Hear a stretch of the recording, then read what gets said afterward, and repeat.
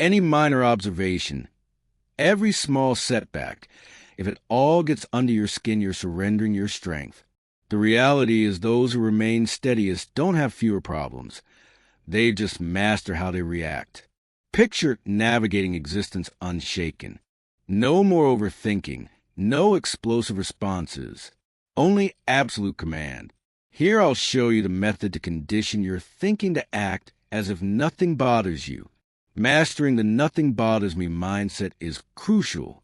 The world is full of distraction, others' judgments, everyday irritations, unexpected setbacks. Suppose I explain that authentic force originates from perfecting purposeful neutrality? The essential factor is developing to disconnect your reactions from external circumstances. When you let circumstances to command your emotions, you become a puppet controlled by external influences. But when you train your mind to stay unshaken, you transform into the architect of your fate. As you incarnate this perspective, you exercise dominance without saying a word. Think of the most influential individuals throughout time. They weren't the ones who reacted impulsively to each offense. Their strength was not in their skill to dispute, but rather in their capacity to continue impassive. Envision a moment where someone insults you in public. The instinctive reaction of many consists of rage. But what happens when you simply smile and walk away? You extract the provocateur's influence. Identical principles govern defeats and obstacles. Those who understand the power of indifference see failure as nothing more than data, an educational moment. They do not internalize failure. They merely witness, adapt, and move forward. How can you forge this magnitude of command? Develop the custom of stopping prior to acting. Question internally. Does this scenario really influence my greater purposes? Another crucial element lies in mental projection. Envision yourself as a person who moves through life unaffected. When you solidify this projection within your thinking, it converts to your existence. Emotional separation doesn't mean repressing sentiments. It's about controlling them. Envision this. You're amid an intense dispute. Do you let their words control your emotions, or do you smile unaffected? As you embrace this method, stress decreases, understanding grows. What you concentrate on, you magnetize. However, when you seize command of your contemplation and sentiments, you transform into the designer of your destiny. Disciplining yourself toward effective distance doesn't signify you turn indifferent. It indicates you stop letting outside powers to control your consciousness. Your sentiments support you, not the other way around. Mindful indifference is a superpower. We're trained to assume we should worry about all things. However, authentic independence emerges when you comprehend that numerous matters are insignificant. Indifference doesn't mean apathy. It means prioritization. Not every battle is worth fighting. When you stop reacting to each trivial annoyance, you reclaim command. Quit chasing acceptance. Seeking approval is a trap.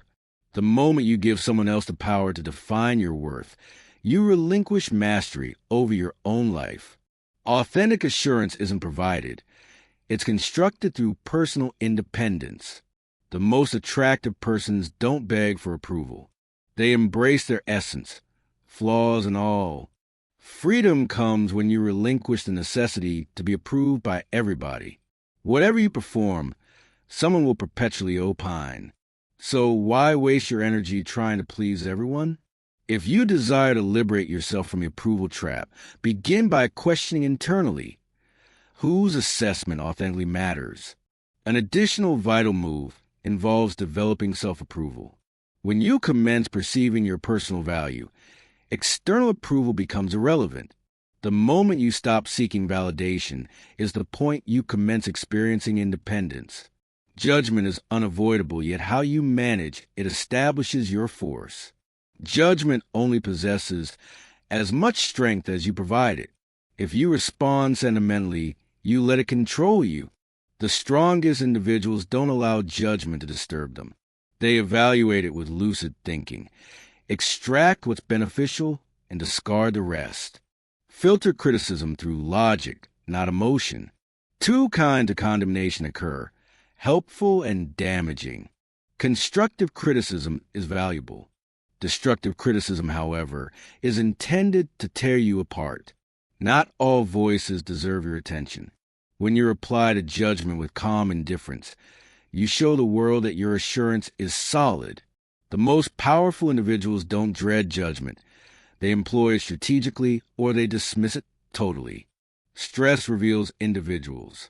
Some fracture, yet the powerful continue steadfast, because they prepare their minds before the hurricane emerges. The key lies in to detach from the need for control. Not each will advance following intention. However, you don't engage effectively. You reply with tactics. The majority fracture during tension, since they fight actuality. Your mind is your battlefield. The contemplations you accept will decide your victory or defeat. To train an unshakable mind, you need to forge thought patterns. Appreciation to oppose pessimism, rigor to supersede idleness. Each day you should discipline yourself to be unfazed, to stop before engaging. The majority are captives of their sentiments. However, individuals who command their consciousness dominate all. Cognitive force is forged in daily minor instances.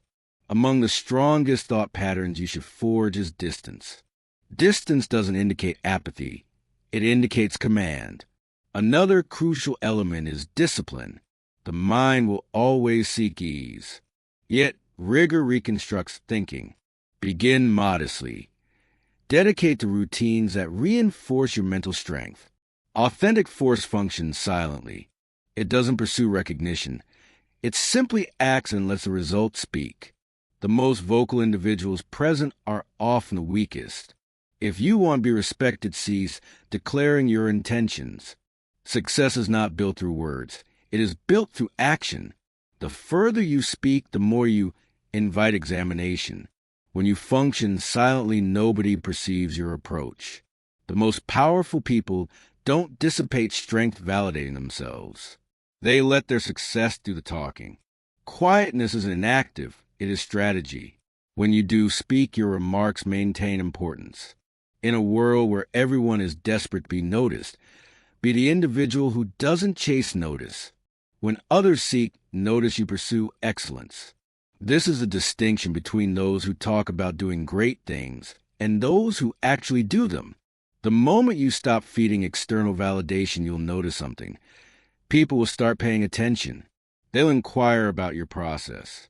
And that's when you'll comprehend you've genuinely controlled the situation, not because you told the world, but since you demonstrated it without uttering anything.